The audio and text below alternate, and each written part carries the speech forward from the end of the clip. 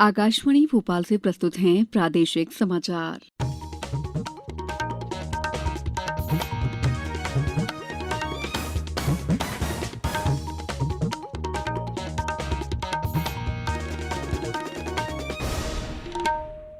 नमस्कार, समाचारों के साथ मैं दीपा सिंह। सबसे पहले मुख्य समाचार। प्रधानमंत्री ने दूरसंचार विभाग के 5G टेस्ट बेड का शुभारंभ करते हुए कहा कि इस दशक के अंत तक 6G को शुरू करने में होंगे कामयाब। केंद्र सरकार ने की गेहूं के निर्यात प्रतिबंधों में कुछ रियायत देने की घोषणा। अब ई ट्रेन का सपना भी होगा साकार। पश्चिम मध्य रेलवे ने बनाया बैटरी से चलने वाला नवदूत इंजन। और ओडिशा ने भोपाल में खेली जा रही 12वीं hockey India senior national women championship जीती। अब समाचार विस्तार से। प्रधानमंत्री नरेंद्र मोदी ने कहा है कि सरकार ने पिछले 8 सालों में विस्तार, सुधार, विनियमन, जवाबदेही और क्रांति लाने के पंचामृत के साथ दूरसंचार क्षेत्र में नई ऊर्जा का संचार किया है। श्री मोदी ने आज नई दिल्ली में वीडियो कॉन्फ्रेंस के माध्यम से भारतीय दूरसंचार विनियामक प्राधिकरण ट्राई के रजत जयंती समारोह को संबोधित करते हुए कहा कि देश का दूरसंचार क्षेत्र आत्मनिर्भरता का एक ऐसा उदाहरण है। इस पर श्री मोदी ने 5G टेस्ट बेड का शुभारंभ किया और कहा कि स्वदेश में निर्मित ये टेस्ट बेड दूरसंचार के क्षेत्र में भारत को आत्मनिर्भर बनाने में महत्वपूर्ण कदम है।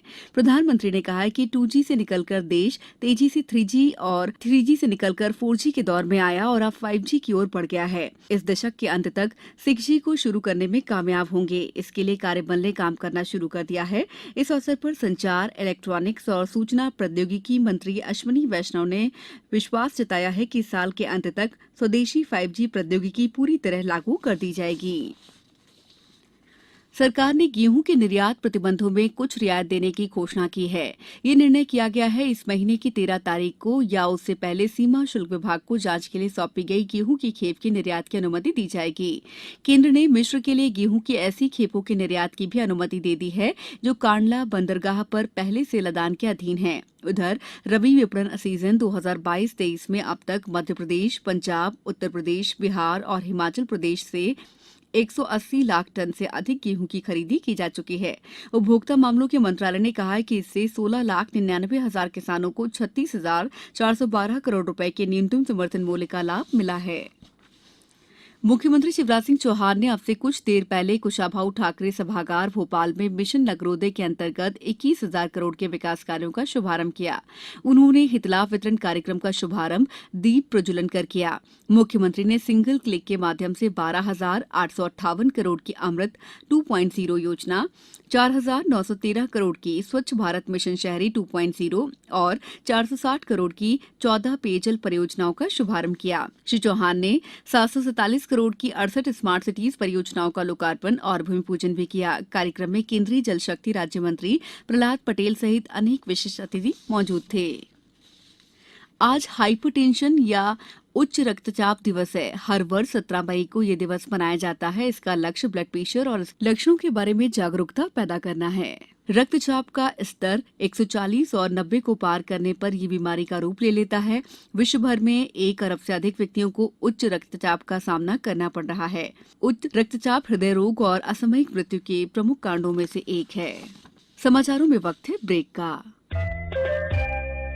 ये समाचार आप आकाशवाणी भोपाल से सुन रहे हैं। हमारे समाचारों को अब आप कभी भी और कहीं भी अपनी सुविधा के अनुसार सुन सकते हैं। ये समाचार बुलेटिन यूट्यूब, ट्विटर और फेसबुक पर AIR न्यूज भोपाल पेज पर सुने जा सकते हैं। इसके अलावा आप हमारी वेबसाइट newsonair.com पर या AIR न्यूज ऐप पर भी समाचार सुन सकते हैं। ब्रेक के बाद समाचारों में आपका एक बार फिर स्वागत है। ई बाइक, ई कार और ई बस के बाद अब ई ट्रेन का सपना भी साकार होने जा रहा है। पश्चिम मध्य रेलवे ने नवदूत नाम से बैटरी से चलने वाले डुअल मोड शंटिंग लोको बनाया है। ये बैटरी और बिजली दोनों से चलती है। रेलवे के इस प्रयोग से 1,000 लीटर डीजल की रोज बचत होगी। फिलहाल इसका परीक्षण जबलपुर मंडल के स्टेशनों पर हो रहा है। ये ई इंजन 30 की रफ्तार से 18 डिब्बों को खींच सकता है। इसमें 84 बैटरी लगाई गई हैं। ये ट्रेन 400 टन वजन खींच सकता है। पश्चिम मध्य रेलवे के मुख्य जनसंपर्क अधिकारी राहुल जयपुरिया ने आकाशवाणी को बताया कि इसे जबलपुर, मुंडवारा और अन्य स्टेशनों पर ट्रेनों की शंटिंग के दौरान उपयोग में लाया जा रहा है। अब इसे जबलपुर से रीवा भेजा गया है। इस लोकोमोटिव की खास बात यह है कि ये ओएचई और नॉन ओएचई दोनों ही एरियाज में काम करता है, मतलब जहां पे बिजली के तार हैं और जहां बिजली के तार नहीं है। इसका ये मतलब है कि अगर बिजली के तार नहीं है तो ये बैटरी मोड में काम करता है, तो आपको डीजल की आवश्यकता नहीं पड़ती, तो प्रदूषण भी कम होता है और डीजल पे खर्चा भी कम होता है। सेकेंडली, जहां पे ओएचई है वहां पे ये ओएचई से डायरेक्टली पावर लेता है, तो वहां पे शंटिंग आसानी से हो पाती है, तो हमारी टाइम, एनर्जी और मनी तीनों चीज की सेविंग हो रही है और साथ ही साथ पर्यावरण का प्रदूषण को भी हम कम कर रहे हैं। इस लोकोमोटिव को काफी सराहाया गया है, रेलवे बोर्ड स्तर पे भी इसको अवार्ड दिया गया था बेस्ट इनोवेशन स्कीम के अंदर भी, और अभी ये जबलपुर मंडल के काफी सारे यार्डों में यूज हो रहा है। देश की सबसे बड़ी बीमा company life insurance corporation of India के शेयर आज बॉम्बे स्टॉक एक्सचेंज में सूचीबद्ध होने पर 867 रुपए 20 पैसे प्रति शेयर के स्तर पर खुले, जो इशू प्राइस से 8.62% कम है। नेशनल स्टॉक एक्सचेंज में ये शेयर इशू प्राइस के मुकाबले 8.11% की गिरावट से 872 रुपए प्रति शेयर पर खुले। इस शेयर को जारी करते समय इनका मूल्य यानी इशू प्राइस 949 रुपए प्रति शेयर था। ओडिशा ने भोपाल के मेजर ध्यानचंद हॉकी स्टेडियम पर खेली जा रही 12वीं hockey India senior national women championship जीत ली है। ओडिशा ने हॉकी कर्नाटक को 2-0 से परास्त किया। मुकाबले का पहला गोल मैच के 34वें मिनट में पूनम बारला के स्टिक से फील्ड गोल के तौर पर आया। 38वें मिनट पर दूसरा गोल मैच के 59वें मिनट में कंचन बारला ने किया। इस्तांबुल में 12वीं महिला विश्व मुक्केबाजी चैंपियनशिप में भारतीय मुक्केबाजों निकहत जरीन, मनीषा और परवीन ने सेमीफाइनल में जगह बनाकर देश के लिए 3 पदक पक्के कर लिए हैं। सेमीफाइनल मैच बुधवार को होंगे, जबकि फाइनल बृहस्पतिवार और शुक्रवार को खेले जाएंगे। अब कुछ समाचार संक्षेप में। केंद्रीय नागर विमानन मंत्री ज्योतिरादित्य सिंधिया 19 मई को गुना जिले के प्रवास के दौरान ग्राम उमरी में उमरी सिरसी पाटई मार्ग का उद्घाटन और जज्जी बस स्टैंड का शिलान्यास करेंगे। मंदसौर में विश्व ब्लड प्रेशर दिवस के अवसर पर रक्तचाप और मधुमेह की जांच की गई। छतरपुर जिले के कोट मोहरेरों की दक्षता संवर्धन के लिए 1 दिवसीय कार्यशाला का आयोजन किया गया। बड़वानी में 2 दिवसीय जिला स्तरीय वृहद स्वास्थ्य मेला 19 और 20 मई को जिला अस्पताल बड़वानी में सुबह 9 बजे से शाम 4 बजे तक आयोजित किया जाएगा। देवास में देव ऋषि नारद की जयंती आज उत्साह के साथ मनाई गई।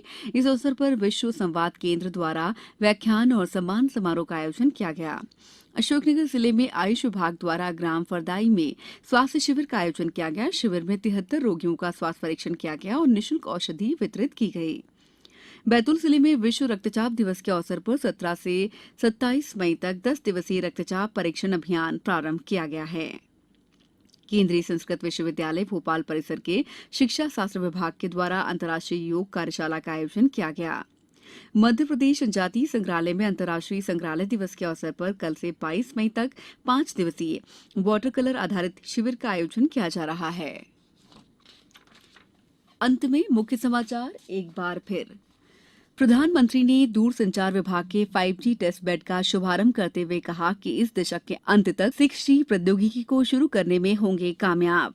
केंद्र सरकार ने की गेहूं के निर्यात प्रतिबंधों में कुछ रियायत देने की घोषणा। अब ई ट्रेन का सपना भी होगा साकार। पश्चिम मध्य रेलवे ने बनाया बैटरी से चलने वाला नवोदित इंजन। और ओडिशा ने भोपाल में खेली जा रही 12वीं hockey India senior national women championship जीत ली। इस बुलेटिन में इतना ही। दीजिए इजाजत। नमस्कार।